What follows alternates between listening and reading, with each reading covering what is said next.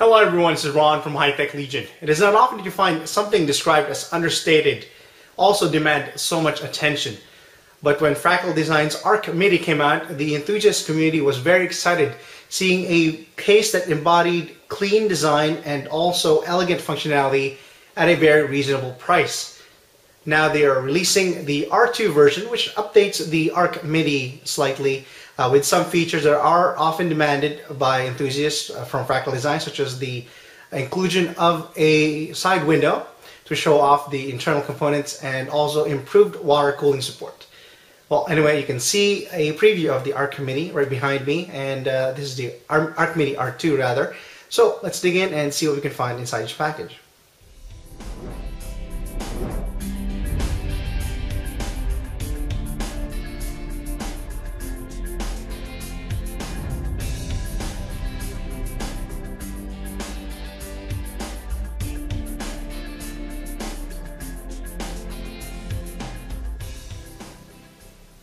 At the top front, you notice a large, fully ventilated area, and there is actually a cover on the top secured by 2 thumb screws in the rear. Once removed, you can just slide it out. Underneath that, you'll notice that there is dust filtering all across the top, and it reveals the ventilation configuration here. You have a 140mm and 120mm mounting at the front, while you have a larger area here in the rear which supports a 140mm, which is already a pre-installed. There's already a pre-installed fan in there, you guys can see, and it also supports a 240mm radiator through these holes right here, and the spacing is 15mm, so you will be able to install a 280mm radiator, such as the NZXT Kraken X60, although some radiators that have 20mm mountings won't be able to be installed here, since the mounting holes are not the flexible kind. And also, if you notice that the mounting here at the top is offset to the left to accommodate the motherboard mounting area, so that when you install a thicker radiator, it won't encroach on your RAM area. And there's also another fan mounting in here. Appears to be either a 180 or a 200mm fan mounting. And here on the front I/O, you have a reset button, which is not easily pressed by accident, so that's good. And you also have a microphone and a headphone jack, an on and off toggle switch with the power LED built into one. You have a pair of USB 3.0 headers, and you have the built-in fan controller. The original Arc Midi had 2 USB 2.0 ports and a single USB 3.0 port. There's only 2 USB ports now in the front, and the third area here is replaced by a built-in fan controller. You have settings for 5 volt, 7 volt, and the full 12 volt. At the front, you'll find a pair of 5 1/4 inch external drive bays, and the entire bezel simulates a brushed aluminum look with a large ventilated area in the front and a Fractal Design badge at the bottom. Compared to the original Arc Midi, the Fractal Design logo used to be located here on top, etched as part of the bezel. It looks much better down here at the front in the R2 version. And of course, you can remove this entire front ventilated area by pressing on the lock. 2 of them at the top. It's quite thick, and you also have the foam padding and a dust filter front, and behind that you get a 140mm fan pre-installed, and also another 140mm fan can be installed here at the bottom with optional mounting for 120mm fans. And also, let's see if we can remove this entire front bezel.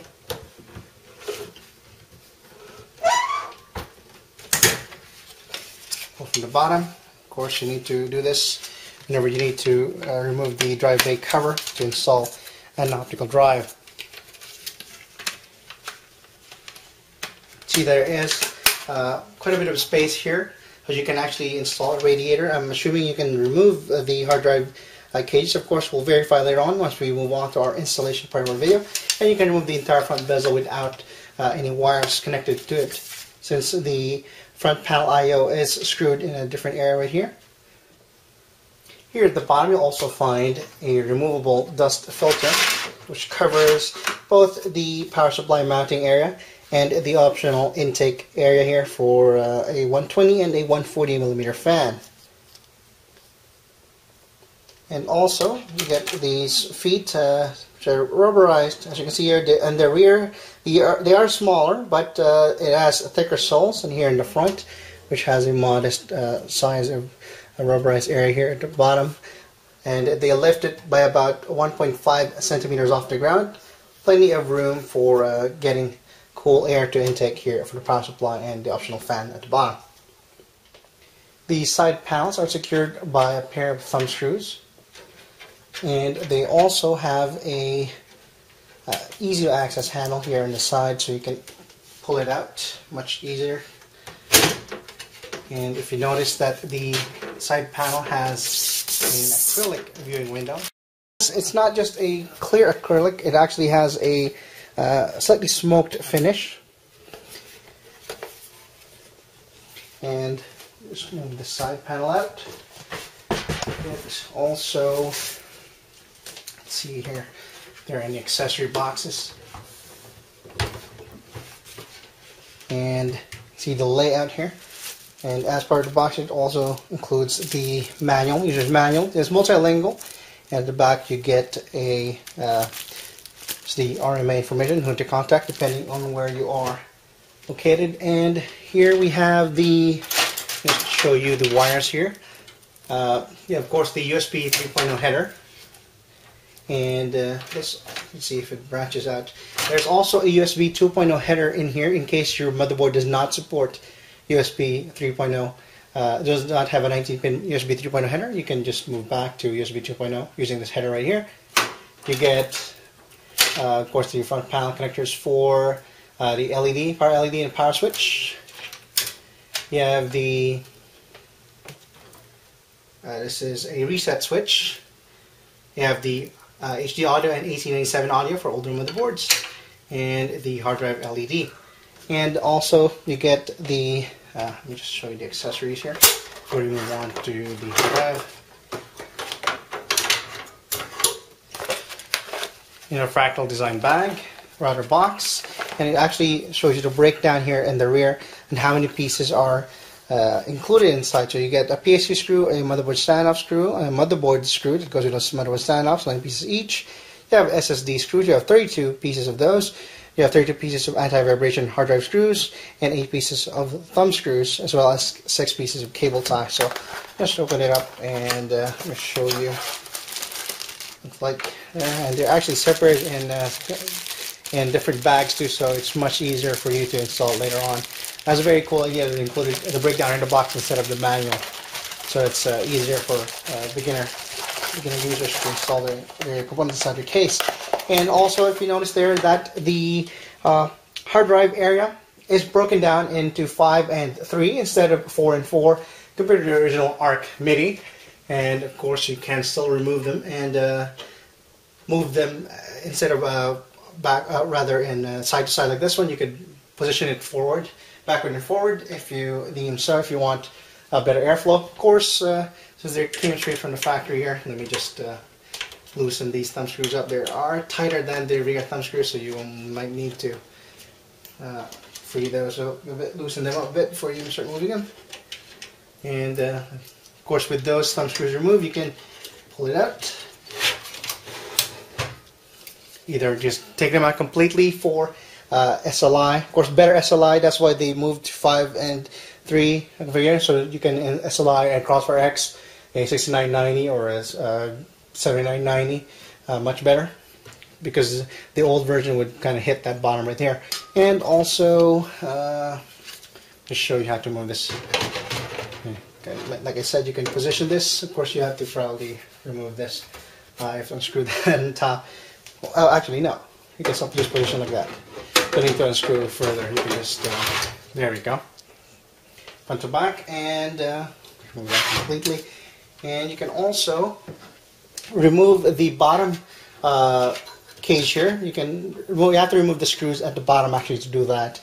And in order to install a radiator here in the front, you can definitely install a 280 or a 240 radiator here in the front, and just remove the entire hard drive cage, or just move it back in case you still want to have hard drive mounting. And let's see here, the fan connectors for the front. This is for the fan connector. There's a 3-pin fan connector. Hard drive tray included here. It is made of metal. It's not plastic at all. It's quite durable. I like that. And you have the anti-vibration grommets in there. And if you notice that there are 4 holes here, that allows you to, of course, install it in a regular, as a regular hard drive with the connectors in the rear, or you can probably install it here facing with the connectors here at the front on the left side panel. And also notice that there are mounting holes for SSD, 2.5 inch as well. So each of those can hold an SSD. And let's see here, of course, the 5 1/4 inch drive bays here. These require screws, and in here you have the large motherboard cutout for the backplate of your aftermarket CPU cooler.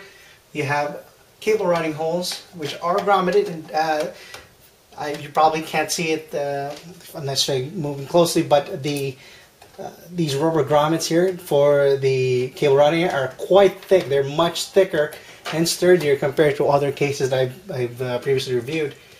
And there's also one here at the top, another one, actually 2 here at the top for routing your 8-pin cable or your fan cable when you're routing water cooling in the top. You also have a large one here at the front, another one here, and a large one here at the bottom. And there's plenty of guides here for your standard ATX. All the holes are for standard ATX are labeled A, and those labeled M are for the micro ATX mounting. And also, let me just show you if you can see that here. Just as a closer view here at the top, you get a 140mm fan, of course, pre-installed. And if you notice that the cables are braided, and there are 3-pin connectors. And also you have the VGA area here, which use white reusable PCI slot covers. And there's also another 7/hole plus 1. And you can probably, because the original Arc Midi had the optional fan controller, which was installed here on the side, you could probably install another a PCI peripheral for cooling the video card here in this area, or another device if you say so, if you wish so. And there's supposedly room for up to 180mm for tall CPU coolers, and definitely plenty of room for water cooling. At the bottom you'll find the power supply mounting area, which have these rubber tips that hold it about 1 millimeter off the ground. And you can see that it has a full dust filter coverage all the way here up to the optional intake area for either a 140mm or a 120mm fan. Also, this area can be used to mount the hard drive cage. Whenever you want to install a thicker radiator here in front, you can just unscrew it from the bottom and then move it here into this area right here. There are guides into these holes. Although if you can see there that there's a little bit of give in this area right here. I would have preferred if it was a little bit more sturdier. Here on the power supply area, it's a bit more tough. You can see you won't hear any noise, but here in the middle, you can see that there is a bit of movement there. Well, let's see later if there is a rattling noise to be concerned about, but for the most part, it looks alright so far.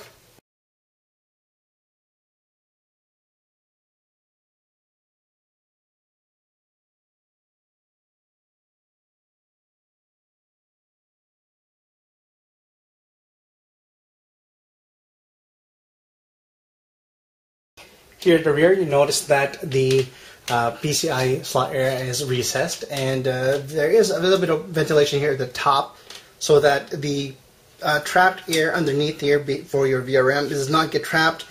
It is actually air here for the hot air to get out of, and also the PCI slot here that is optional is recessed, so you can only access it from inside. And you have the power supply mounting here at the bottom. The right side panel is quite plain, although behind that you'll find that there are plenty of room for cable management.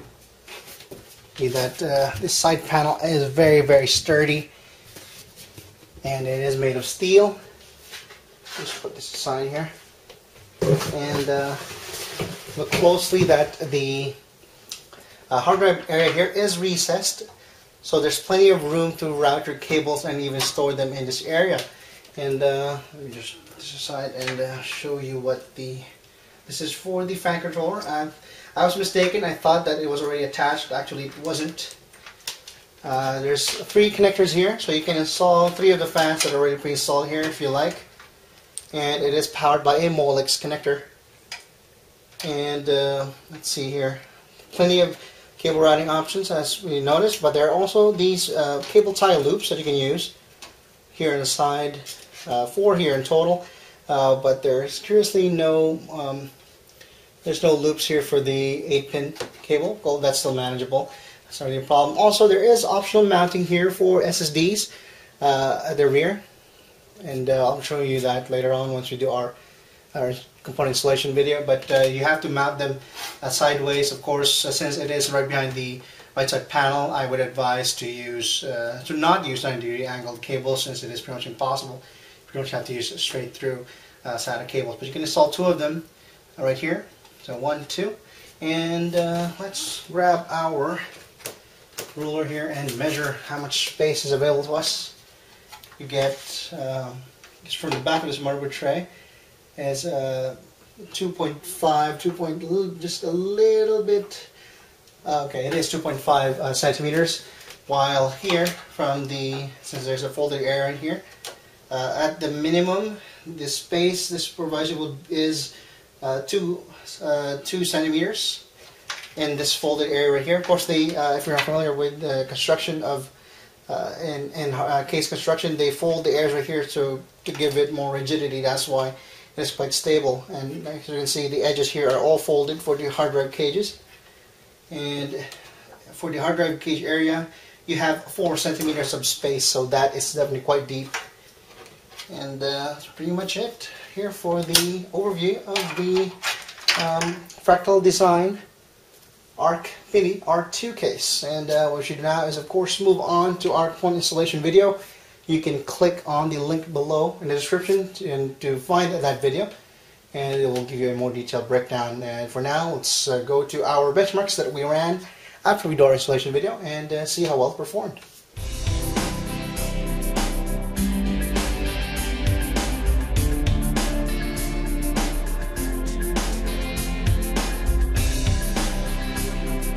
If you are interested in seeing how to install components inside the Fractal Design Arc Midi R2 tower case, just click on the link below in the description and you'll find me showing the step-by-step guide on how to install components in there. There are some that, of course, that I've overlooked just because there's so many features in this case and there's so much flexible arrangements you can do, especially the fact that the hard drive cages were movable. And it accommodates 240 millimeters radiator in the front very well. Even very thick ones, I believe, even 60 millimeter thick radiators in push-pull configurations can be accommodated without completely removing the hard drive cage. You can just simply move it out into the mounting hole in the middle. And also at the top, since the offset holes for the 140 and rather for the 240 millimeter and the 280 millimeters are to the left side. It gives users plenty of room to install thicker radiators in there as well, as long as, of course, it doesn't encroach too far and down into the CPU slack that you won't be able to plug in your stuff. But it even clears the RAM area, so you can still install thicker radiators even though it is inside in push-pull configuration. Very exciting stuff. But of course, there are also some minor improvements that they have done. The USB port, compared to the original Arc Midi, they only had a pair USB 2.0 and a single USB 3.0 port. And I've been seeing those a lot lately, a single USB 3.0 port. I've never understood that, so I'm glad that they included a pair of USB 3.0 ports now in a single connector. Although they have ditched the USB 2.0 completely, and they have replaced that with a built-in fan controller, which is, for some users, of course, that is also a very good feature to have, since even though it is designed for higher airflow and you're going to put enthusiast class components out there, there are people out there like me who want to run sometimes a very silent system. In fact, all the systems I have are silent systems, but this is the first higher airflow system I have that actually does a very good job of dampening the noise, even though it is designed to be a enthusiast class mid-tower case. And I can't think of any other case in the same price point that is just pound for pound delivers a very good value for just over $100. You definitely can't go wrong with the Arc Midi R2. The changes were slight from the Arc Midi V1 Generation 1, but it is much welcome. The fact that you can that the split with the hard drive cage was moved from 4-4 split to a 5-3 split helps those who wants to run an SLI setup more, since it doesn't the bottom, if you're gonna run a longer card at the bottom, it won't be blocked by the hard drive cage at the bottom. And also I don't know, there's just too many things I love about the case already that I haven't stated. Although the only thing I really didn't like was the fact that the bottom floor, it had some give on it. I wish it would have been sturdier. Everything else was sturdy in the case. Side panels, the motherboard tray, the hard drive cages were folded. As you can see, there were round areas there. That's why they were quite sturdy. But the bottom panels, if you saw my video, you can see me pushing down on it. That's something that I don't like to see even on a budget case. So seeing it on a otherwise very good case like this, I was disappointed in that. But other than that, the Fractal Design Arc Midi R2 scores very high points. It definitely gets. It already scored Editor's Choice Award before I even went into the before I even tallied the bonus points for having the double 280 and 240 millimeter radiator functionality. So those are big bonus points, because not many mid-tower case can even fit a 240 millimeter properly without, of course, doing any modding. So, but to see a case that can do a 240 into 80 without any modifications, it is definitely a huge deal for some people who want to run water cooling in a mid-tower case. Also, one thing I would have liked to see, the fan controller only is limited to 3 fans. I would have liked at least 5 fans to be controlled, or at least 4 fans, just so I could have a radiator controlled by the built-in fan controller. So that's 4 for push-pull for a 280 or 240 millimeter. But other than that, it's a minor complaint. It still is not enough to bring the point down below to anything but an Editor's Choice Award, a solid Editor's Choice Award. It is one of the best cases out there in the market. Definitely, many cases are out there to kind of set the bar high, but this one just demolishes the competition in terms of flexibility and water cooling support. There's plenty of 280 millimeters and 240 millimeter radiator, especially the self-contained ones out there now. Although keep note, if you're going to install a 280 millimeter, there is the 280 millimeter support for this one is 15 millimeter spacing. So those who want to install a Corsair H110, which has 20 millimeter spacings, unfortunately you can't install that in there, but you can install the N60 Kraken X60, which has 15 millimeters. And also, of course, you can install a regular do-it-yourself water cooling kit that has a 15 mil spacing for a 280. Well, that's pretty much it. I could go on and on because there's just so many features. Just watch the video again in case you just skip forward to this end, or read my conclusion at hightechlegion.com. Just click on the link below for the full review, for my full written review, and also click on the link below if you want to see me install components inside. Of course, the installation was not, I did not show how to install water cooling in there. It is more for the regular air cooling for beginner users, but you might still find it useful. And also tweet at us at twitter.com/hightechlegion, Facebook at facebook.com/hlreviews, and leave questions or comments, and visit us at our forums, hightechlegion.com/forum. And this is Ron, signing out.